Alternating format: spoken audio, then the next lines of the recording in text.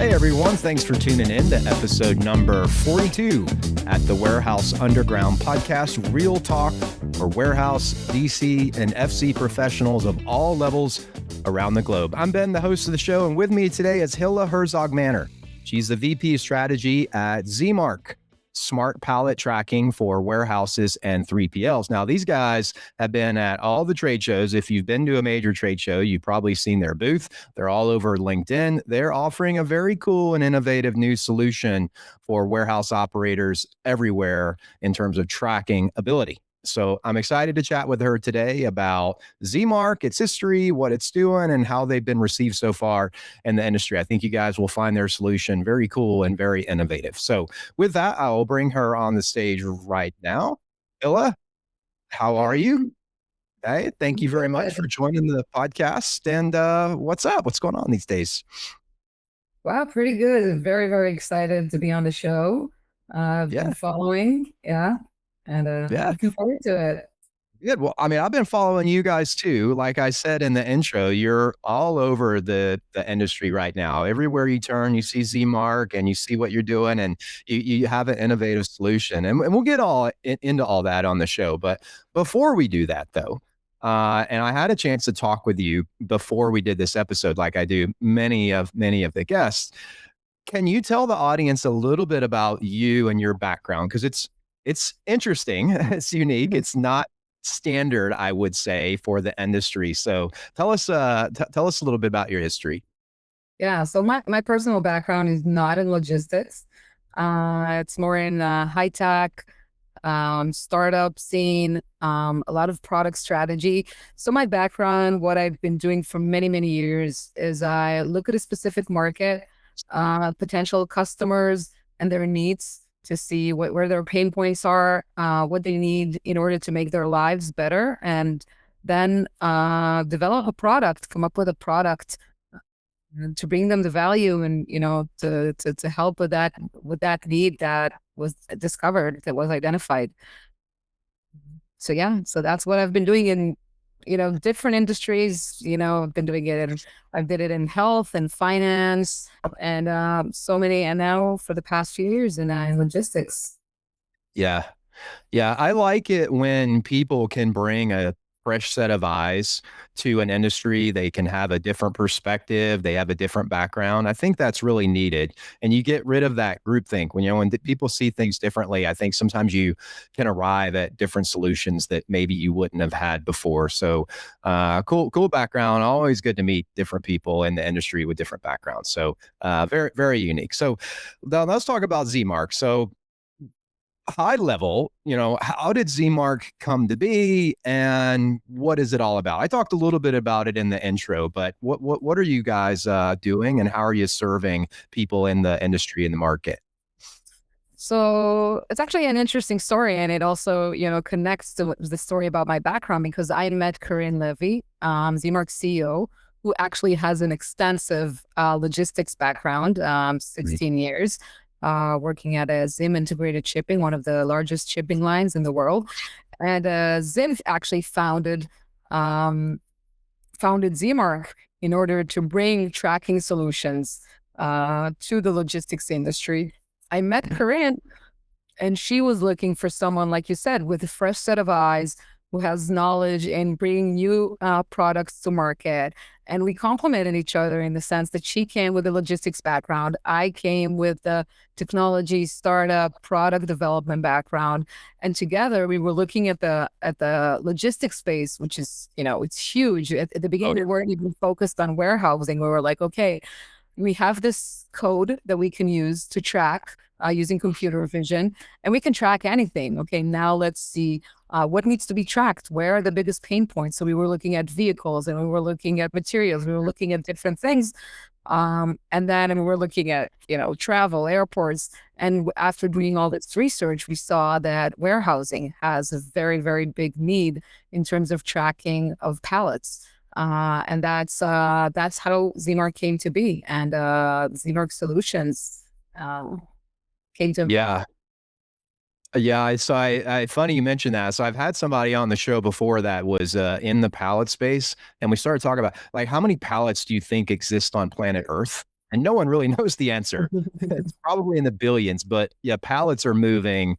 I don't know how many pallets are moving through warehouses every day across the globe, but it is not a small number. That is an extremely big number. So you're correct on that. So in terms of customer base, though, and I have all sorts of different listeners, all sorts of different followers in this industry, and it's a pretty big, wide range. I mean, sometimes you have big time distribution centers that are big; they're moving tons of product, and then you can have sort of the mid-tier markets, smaller 3PLs, that type thing, and then all the way down to just a basics, very small warehouse that supports a small company or a small operation. So, who are your ideal customers? I mean, are you in a niche right there? Do you have a certain area, or are you saying no? It's all of the above. I mean, anyone who has a need to track the pallets that they move, we can be their customers, like, or their provider. Where do you fall in on that? So we're industry agnostic. We're size agnostic. The only thing we need to know is that you're moving pallets. You're storing pallets, receiving, shipping pallets, and that's all we can help with. We can help with smart tracking of pallets within a warehouse, from receiving to loading. We do know that we bring big value to customers where, shipping reliability or accuracy is super important and inventory is super important. And we know that there are certain industries where that's, more crucial, where that's, if you misship a pallet, that's more painful. So we know that the automotive industry is really big. We know that anything with great value, so it could be pharmaceuticals, it could be consumer electronics, food and beverage are very, very big also when it comes to inventory and shipping reliability. And we know specifically that 3PLs, so we can provide the solutions to any warehouse that stores and moves pallets. But we know that for 3PLs, managing the inventory correctly, that's their value proposition, that's their premise to their customers. And if we can help them deliver the premium service, the best service with 100% inventory accuracy and reliability, shipping accuracy, index proof of load that they can show their customers, and that's where we bring the biggest value. Of course, we can also bring the value to brands, to manufacturers who run warehouses. But we do know that 3PLs, that's where our products thrive, and that's where we get the most excitements about our. Yeah, I think that proof of load thing is. I know you have other value that you bring and other solutions, but the proof of load thing is huge, because a lot of times it gets into well, we show we shipped it in our system, customer, no, we didn't receive it. And all you have is just sort of this digital trail, this digital proof that it's shipped. But if you have physical proof, right, like physical proof with a visibility or a tracking or something like that, it doesn't necessarily solve the issue, but it helps you gain leverage over whoever you shipped it to, right? It's kind of one of those deals where it's almost like a law case a little bit. Whoever has the most facts, whoever has the most stuff on their end kind of wins in terms of how are we going to handle this? Is it a freight claim? Do you owe us for the pallet? All those type things. And I've gone through that a lot in my career. And usually it's like, okay, well, let's just split the difference because we can't figure it out. Yeah. So it actually divides the proof of load thing. It actually divides into two use cases. So one, there's justified claims, and the second is unjustified claims. But for both, you need proof of what happened. Like you said, it's almost like illegal, or even like you see on shows where you gotta investigate, like a detective kind of thing, and investigate what actually happened. So the fact that if you shipped something, that you shipped it correctly, and you want to prove to your customer that you shipped it correctly, then you look for that proof of load very, very easily. You just go to the Zimark platform, punch in that pallet license plate, and you find a visual of that pallet being loaded to the truck. And with a click of a button, you can send it to your customer, and proof that you actually sent it. The second one, but the second use case, there are a lot of we hear that sometimes it's actually even like a revenue generator for in this industry. Those claims that actually you get claims, and that's the bottom line of your P&L is that that at the end of the month you're going to have X amount of dollars paid to specific customers for their claims. And having proof of load can actually really significantly reduce that, that figure in your P&L. So that could be huge when it comes to, financial management and ROI. Oh, yeah. I mean, you look at one of the common things is chargebacks. Ops managers out there will know chargebacks. You send to this customer, they charge you back because you didn't have it labeled right or whatever. But you're right. Like these claims and these proof of load are not wasted, but they are money out on the P&L. And a lot of operations they don't even really try to set this as a goal. They just sort of accept it as cost of doing business. And the reason why they accept it at that is because they don't necessarily have the tools. They don't have the toolkit to fight it, to research it and all that. But if they do have the tools where they can go in and do that, then now, I'm not willing to just accept this as a cost of doing business. Heck no, right? I'm going to go in and I'm going to have this as a metric, a KPI. We're going to try to reduce this every year because we got the tools. So I think you can really help people do that. So, and even if the claim is justified, and you misshipped something, but that will help you just mitigate it much, much smoother and better. So instead of going into a conflict with your customer or having to go through, we've seen customers go through hours or surveillance footage looking for proof or paper trails and all that. Yep. Just to at the end see that, we actually made a mistake and we shipped the wrong pallet, but it's after hours, maybe days sometimes of investigating and getting into conflict with your customer who you want to maintain good relationship with. So yep. It goes both ways. And your customer knows on their end too, oh, they've got Zimark.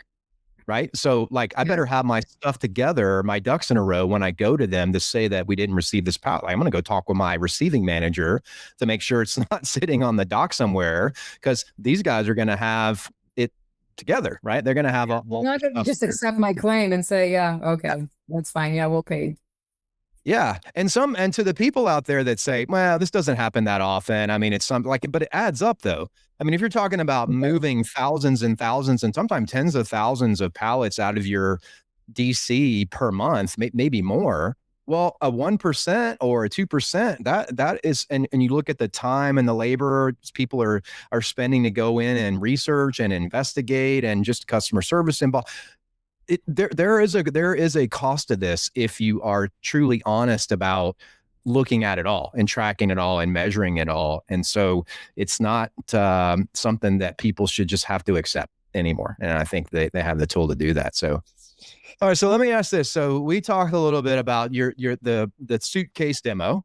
So when you go into sites and they want to see what you do, what you provide, which you guys are very well ingrained in the sites, we'll talk about that in a moment, but tell me about the suitcase demo. So when you show up at a place and they are considering Zimark, what happens during the suitcase demo and what can customers expect and how has that kind of been received from them?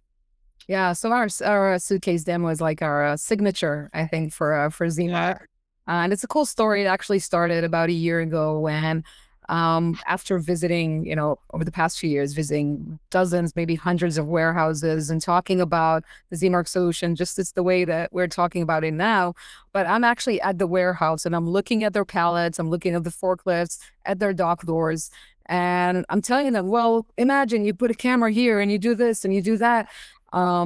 And then I just realized, well, I got to show them something. I just don't want to be talking and just waving my hands in the air. So I approached my product team and I told them, I came with a brief. I came with a request. I said, I want to have a demo kit where I can fit in a suitcase. I can give it to our sales team. They can just take with them wherever they go to a warehouse. They need to be able to set it up. I don't want to have someone from, from tech or delivery or operation. It should be very, very plug and play. Set it up within half an hour to an hour and just run a demo at the warehouse. First of all, they were like looking at me like, are you serious? This is like, heavy, this is technology. It's like, it doesn't work that way. And I said, well, it can work that way. It needs to work that way. It would need to work that way. It took months of development, but then at the end, we now have two suitcase demos for two flagship products. One is the shipping control solution, which we can talk about in a sec. The other is the forklift vision solution.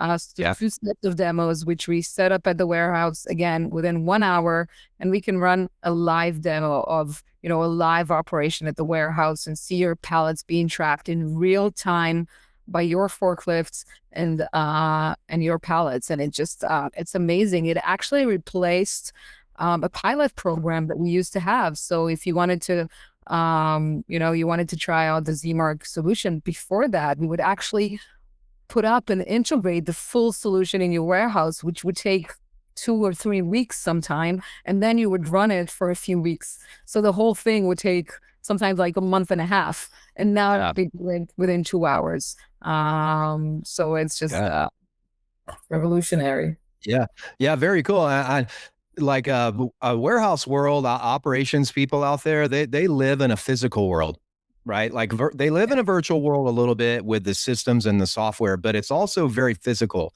Unlike maybe in a front office where most of the work happens there. And in a warehouse world, it's racking, it's lifts, it's movement. And so they're conditioned by that. So if it's something that they can visually see and experience and those types of things versus just someone telling them about that, imagine this, imagine in your mind, if you will. No, if they can see it. They see it, and the wow effect is just immediate. Within a few minutes, I don't even need to finish the demo. They just see a few movements of the pallet. They see of the pallets. They see it update on the screen in real time, and they're just like, wow, it's magic. I don't need to scan anything, which is basically, that's our vision for the industry. Our vision is to make manual barcode scanning a thing of the past.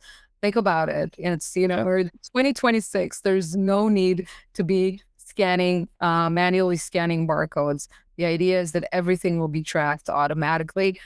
Even if you don't need to have like a full-on robotic warehouse. It's a normal warehouse where you have your operators driving the forklifts, moving the pallets, but they just don't need to do that, repeated task of scanning, which is just, it's human prone to mistakes, to errors.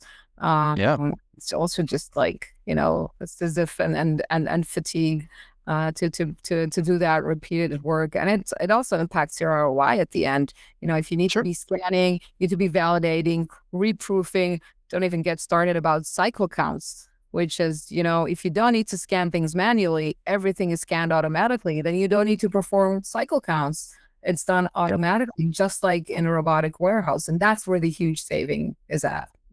Yeah, the less friction, right? If we can remove friction from operations, like it's good, and I'm all for that. I would love to see that in the future. So now you mentioned some of this, so we'll get into kind of the nuts and bolts of Zimark now. But can you just talk about, so shipping control, forklift vision, and smart pallet tracking? Those are the main three things I think you mentioned. But how do they all work? Right? Like when you're explaining them and the value that they bring, what can I expect as an operator when you give me the pitch for these three main flagships?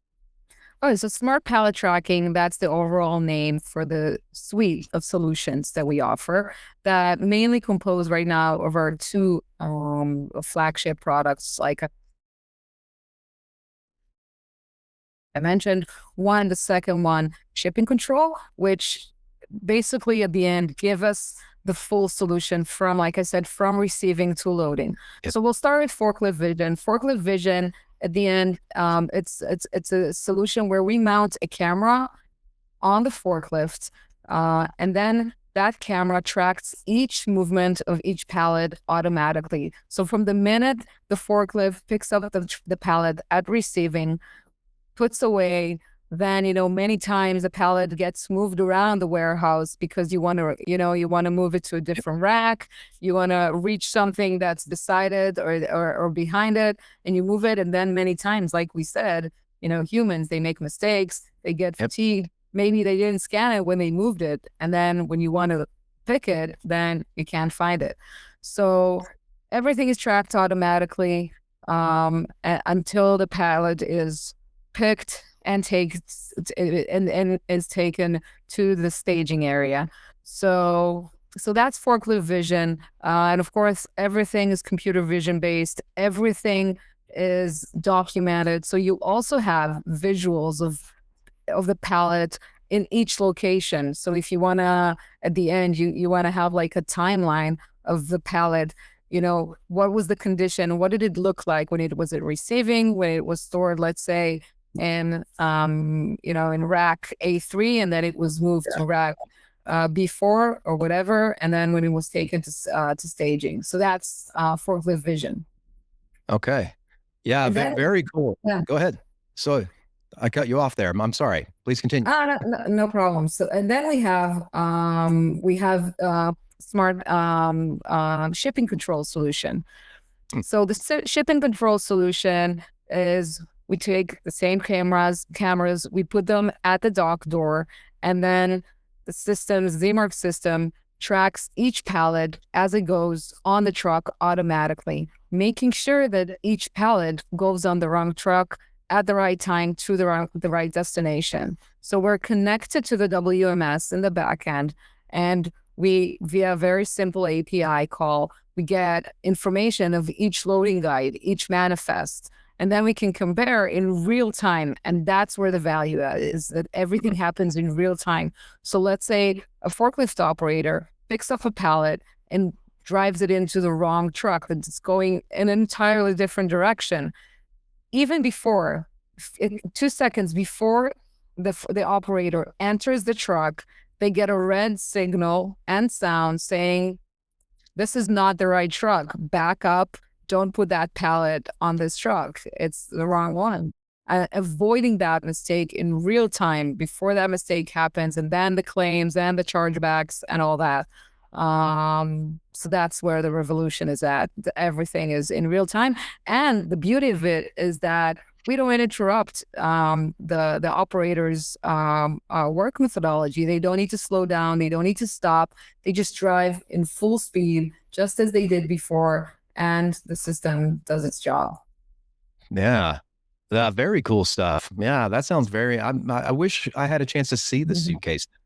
That sounds very, very neat. Now, yeah, let us know whenever you want. We can, tell us where you are. We'll come with the suitcase. Yeah. We can, again, because it's in a suitcase, we can even pull it up at the office if we want. We prefer doing it at the loading area, the dock door, to see it work at an actual loading of a truck, but we can pull it up anywhere. Yeah, I'm like insanely curious now to just see the moment. You just see you're trying to envision like a big briefcase, like from old mafia movies, where they just click, boom, pops open. No. You like to think of it as like a Mission Impossible briefcase, right? Yeah, that one, like a big silver. Yeah, very cool. So now I will say this. Now I research every guest before they appear on the podcast, as everyone should do.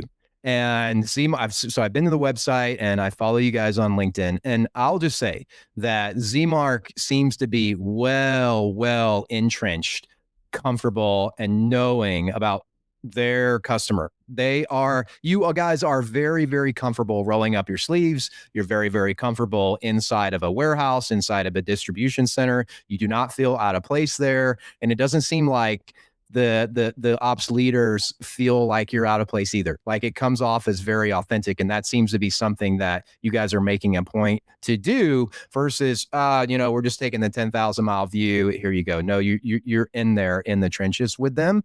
And so is that something that is by design in the operation that you run? And then how has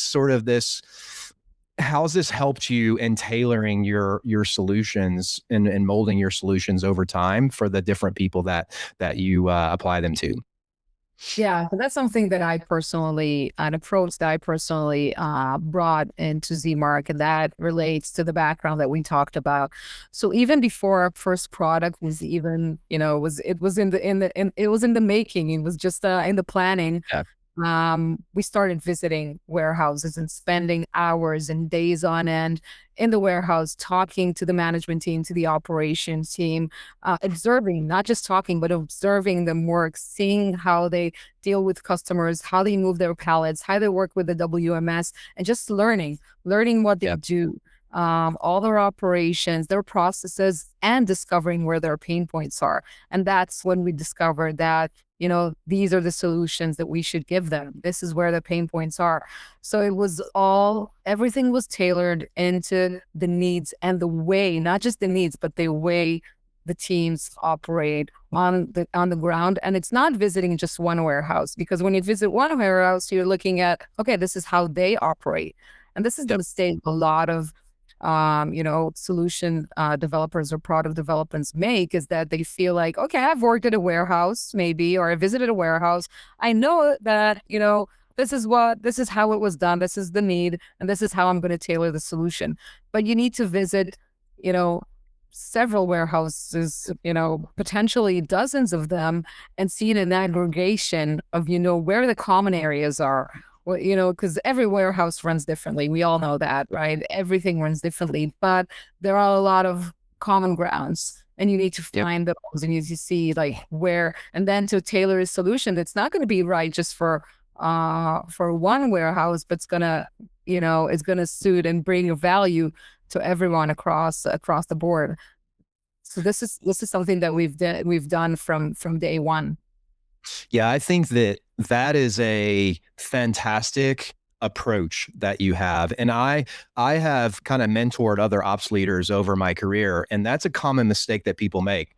I worked at company X. It was a distribution center. It was a warehouse. It ran this way. Then they leave, they get promoted, they Mm. go to a different company, and they apply that same stuff to the new place they go, and they run into some misalignment, because if you've been to one warehouse, you've been to one warehouse. There are similarities, right? There are, but there are many intricacies and differences, because every place has kind of been molded to support that demand, right? To support that product or that customer. And if you miss that and you just assume that they're all the same, you're going to be sorely disappointed, right? And you're not going to have that understanding and that trust, I think, from Yeah. people, because they'll feel like they don't understand me. Yeah, this may have worked at that company down there, but here we're different, right? Yeah. And I love that. I love that approach so much. I'm glad that you guys do that, and I think that will serve you well with this culture and this demographic of people So having. it's actually a two-step approach. So what I just described was like the first step is discovering the need and seeing what type of solution and Yeah, what value does it bring to, or should it bring to the customer. But then there's the second part, and this comes to my background in user experience and product development. I also teach that in university, and I teach my students is that the first step is discovering the need and the what. And then we need to understand the how, and to validate that we actually developed the right solution before bringing it to market, or while we're unfolding it to market. So yep, and while we were developing our solutions, we came back to the warehouses, or to several different warehouses, and we showed them what we developed, and we saw we got their feedback, and we saw their reactions. We actually let them play around with it. We showed them the screen, we showed them the solution, we showed them the camera, we put it on their devices, and we saw that it actually fits their operations, and it made sense yeah, to them. We listened to what they were saying, and we did beta programs. So all along, we're working and developing our solutions alongside with our customers. And they love being a part of the process as well, because they feel like, you're yep. listening to me, and you're trying to give me the best solution possible. Yeah, because there's so many instances. Like if you have a warehouse manager, ops leader, they've been in this industry, let's call it 15 years or 20 years. there's probably been so many instances in their career where somebody just beat them over the head and said, this is the way we're going. Here's the new solution. You make this work. And internally, they're complaining about it to their friend. Man, we got to make this work to understand. So they're so used to that. And so to have this new, fresh approach where, no, we're coming to you. We're ingrained in what you do. We know your pain points. We want to hear the solution. We want to hear your feedback. That's like a breath of fresh air, I think, for people out there in this industry. And then now it's a tough crowd, right? They have a kind of a thick outer veneer to get into. But once you do, though, once they let you inside and develop that trust, it's like very sticky. It becomes very sticky, right? Now they love this. You've earned that, and that is the way to do that. So good for you guys, man. That is awesome. I love that approach. So now, Hilla, you mentioned the UI a little bit. So tell me a little bit about the UI, right? Like, what's the user experience like? How's it pulling the data, and what can they expect? What does it feel like for them, right? What are the nuts and bolts? How do they use it? What you see in terms of ops leaders or managers out there using the product? Yeah, so again, UX is really close to heart. And we worked really, really hard into making the Zimark solutions as plug and play as possible. We know that integrated technology is something that, a lot of warehouse managers dread. And especially, the integration process and the setup process. So we made it really as plug and play, as simple as possible. So for instance, for the forklift solution, to get started, we don't even need WMS integration. We just come in the warehouse.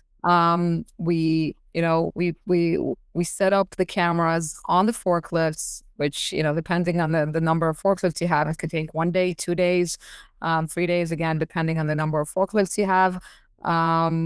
We add our marker to your existing label. So you continue printing and using the same labels that you've used so far, just with an added code that we add to it.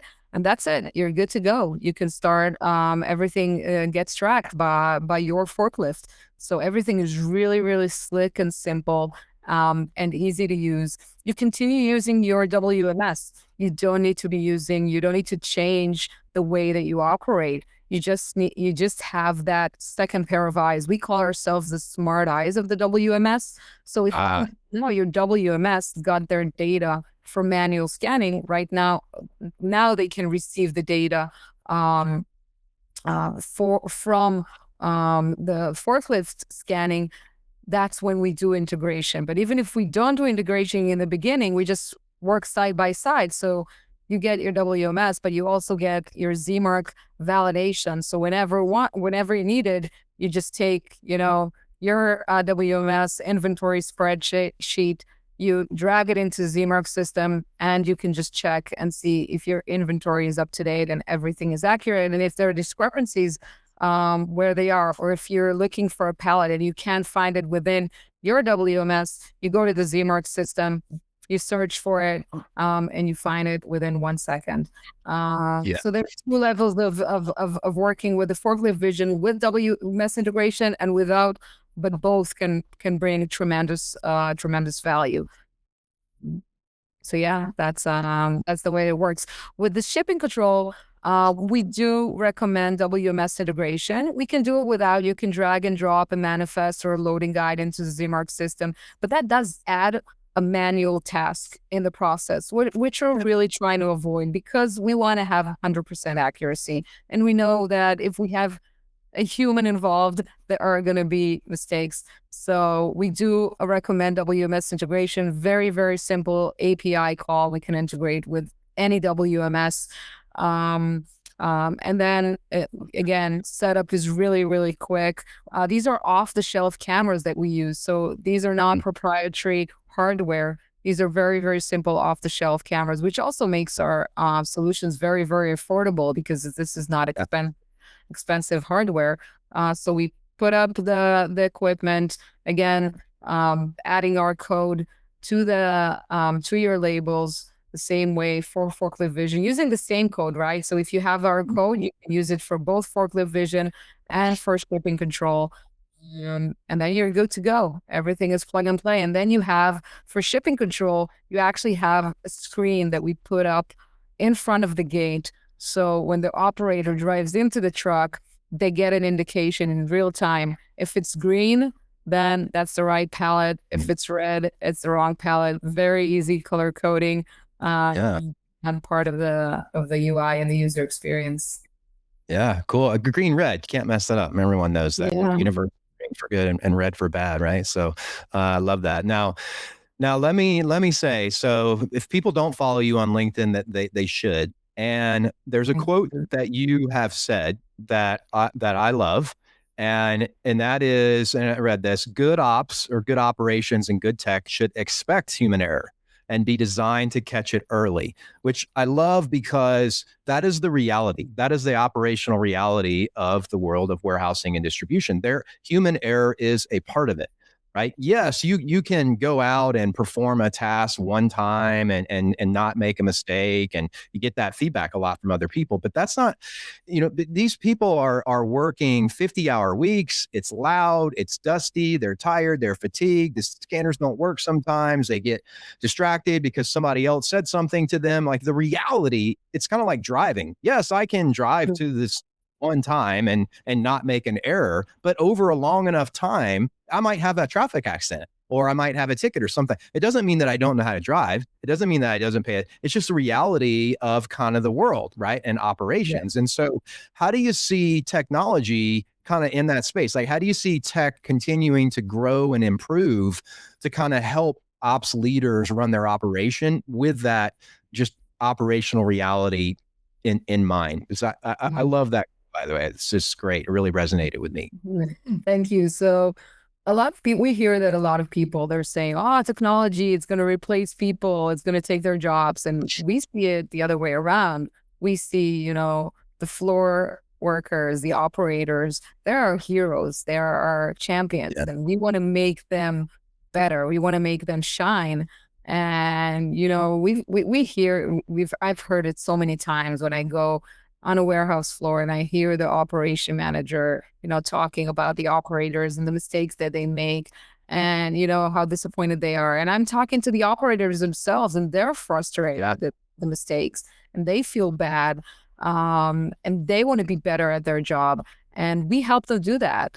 We just tell them, if you don't need to worry about scanning, you can actually, focus on picking up the pallet the right way, making sure that it's not damaged, not getting into accidents, really focusing on driving and moving the pallets around and doing your job, because then you remove that task and also not making that mistake of not scanning a pallet or scanning the wrong location and all that.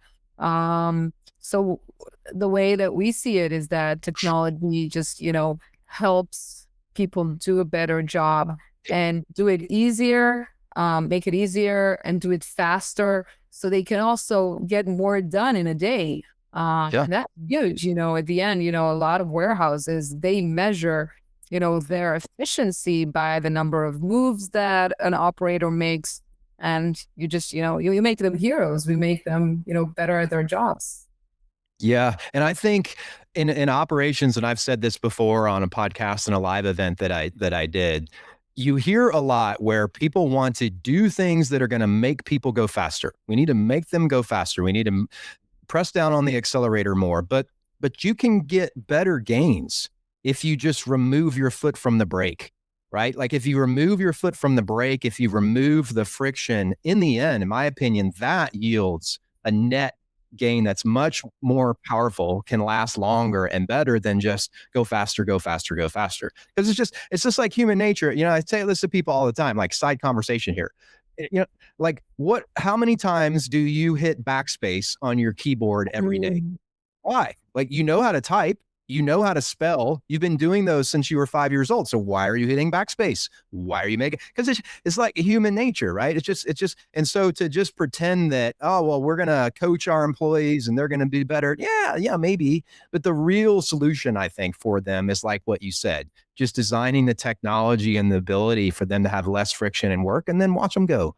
Watch and go see what they do when they have the foot off the brake, right? And there's less friction. So, sorry for hijacking the interview there with my own personal opinions about stuff. But No worries. One of the things that I love best is when other people explain the value of our product better than I can. So yeah, love it. yeah. Go on. All right. All right. So where can people find out more about you? So I hesitate to ask this question because I know you guys are everywhere, right? You're at all the shows and you doing some cool things at the shows and everything, but where can people find you? The best way to find you. And then what do you have working and cooking up for 2026 and beyond? Wow, two great questions. So, first of all, like you mentioned in the beginning, we're in every show. You know, we were just at Modex, Manifest. You can come and see us at every show, and we do live demos at the shows as well. So we usually have those small remote control Yep. forklifts people love to play around with, and we demonstrate how our solutions work. Of course, on LinkedIn, I'm active, and our CEO, Corinne Levy, and then, of course, the Zimark page and our website, zimark.io. So, different channels where you can, and, YouTube as well, and you can Yeah. see videos of our solutions. And we're very happy to, once we understand that you're working with pallets, you have the need, our solutions are a right fit for you, then we're very happy to schedule a demo, what we call a proof of value, a POV at your warehouse. So that's definitely something that we look forward to doing more and more. Yeah. Very cool. Well, I encourage people to reach out to you and follow you and go check you guys out at the show. I don't know if the silver briefcase is going to be there and you're going to get that satisfaction here at Pop Open, but maybe. And Yeah. I And in think terms of plans for 2026, we have huge plans. Our roadmap is full of things that we're adding. great. Since we're computer vision based, then we can Mm, add a lot of really amazing technologies and capabilities to our solutions. So one of them is identifying damages huh, in pallets. So we know what a pallet looks like. We can identify a pallet that doesn't have a label. We know that that's a huge pain that sometimes someone doesn't put, forgets, again, human error, forgets to put a label at receiving, or puts the wrong label. So, being able to identify it, and of course, damages, and also floor storage. Right now, our forklift vision works on racks. We want to offer it for floor storage. That's gonna be rolling out to the market within a few months. So exciting stuff ahead. yeah. Well, you guys are great, Hilla. I mean, I love what you guys are doing at Zmark. I really appreciate you appearing on the podcast, and I wish you nothing but the best of luck for 2026 and beyond. I make my way to the shows sometimes, trying to get out there a little bit more. So I will definitely come stop by and say hi and see you guys if I do that. So Thanks look a lot, forward to it. Ben. Yeah, no, Great you being got it. here. Thanks for having me. Yeah, you got it. Thank you again. All right. Bye bye. All right, guys, that concludes today's show. So, Hilla, thank you again for appearing on the podcast at Zmark.